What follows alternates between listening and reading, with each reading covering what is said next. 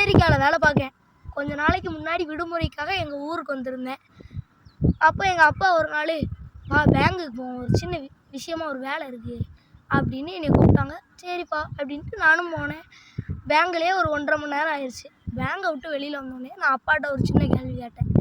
என்னப்பா நீங்கள் net bank use பண்ணலாம்லா, காலம்லாம் டெக்னாலஜிலாம் வளர்ந்துருச்சு அப்படின்னு நான் சொன்னேன். அதுக்கு எங்கள் அப்பா சொன்னாங்க, அதை எதுக்கு நான் யூஸ் பண்ணணும் அப்படின்னாங்க. அதுக்கு நான் சொன்னேன், ஒரு சின்ன உங்களுடைய நேரம் பூரா வீணாகாது, நீங்கள் வீட்டிலேருந்தே பண்ணலாம், ஏதாவது ஒரு பொருள் வாங்கினா கூட நீங்கள் ஆன்லைன்லேயே வாங்கிக்கலாம் அப்படின்னு நான் சொன்னேன். ஒரு தெளிவான விளக்கம் கொடுத்த மாதிரி எனக்கு மனசுக்குள்ள ஒரு பெருமையாக இருந்தது. எங்கள் அப்பா அதுக்கு கேட்ட கேள்வி பூரா என் நாக்க பிடுங்குற மாதிரி இருந்தது. எங்கள் அப்பா சொன்னாங்க, நான் இங்கே பேங்குக்கு வந்தேன், எனக்கு தெரிஞ்ச 4 நண்பர்களை பார்த்தேன். இங்கே வேலை செய்த ஊழியர்கள் எல்லாருமே எனக்கு தெரிஞ்சவங்க தான். எனக்கு நேரடி மனித தொடர்பு தேவைப்படுது, நான் தனியாக இருக்கேன், எனக்கு இந்த உறவுகள்லாம் தேவை அப்படின்னு எங்கள் அப்பா சொன்னாங்க.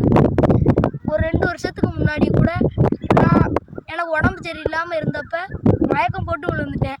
இந்த பக்கத்து நம்ம எப்போதுமே பழம் வாங்குவோம்ல, அந்த பழக்கடைக்காரர் தான் என்னைய மருத்துவமனையில் சேர்த்தாரு, கூடயே இருந்து பார்த்துக்கிட்டாரு.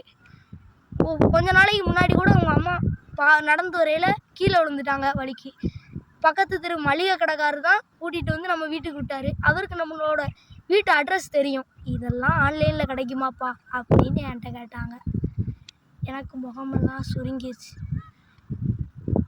இந்த தொழில்நுட்பம் அப்படின்றது நம்ம வாழ்க்கையில் ஒரு சின்ன பகுதி தான். நம்ம வாழ்க்கையே தொழில்நுட்பம் கிடையாது. நேரங்களை சாதனங்கள் கூட செலவழிக்காதீங்க, மக்களுடன் செலவழிங்க. இது படித்ததில் பிடித்தது.